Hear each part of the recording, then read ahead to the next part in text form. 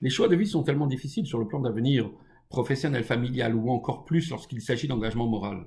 Les écarts entre les différentes options sont souvent radicaux. Parfois, les décisions sont si dures à prendre que l'on reste figé au point du questionnement. Dans le chapitre de Pirkei Avot étudié cette semaine, nos sages nous proposent une ligne de conduite. Et Rabbi, qui n'est autre que le compilateur de la Mishnah, Rabbi Yehuda Hanassi, enseigne quel est le droit chemin que l'homme doit choisir. Toute action qui apporte la gloire à celui qui en est l'auteur et qui lui apporte la gloire des hommes. Voici son conseil. Le conseil de Rabbi Yehuda Hanassi paraît quelque peu étonnant, pour ne pas dire égoïste.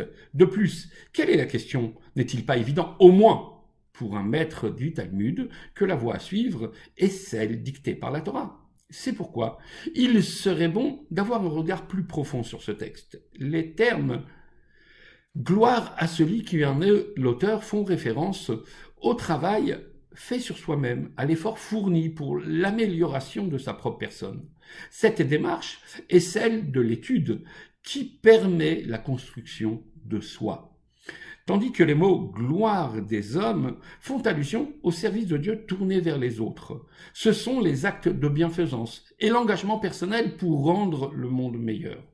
Ces deux domaines d'action, construire sa personne ou parfaire le monde, sont radicalement différents, au point où par nature nous sommes attirés par l'un plus que par l'autre. Néanmoins, Rabbi Yehuda Hanassi nous recommande de prendre le Derech Yeshara, le droit chemin, qui signifie en fait la voie médiane.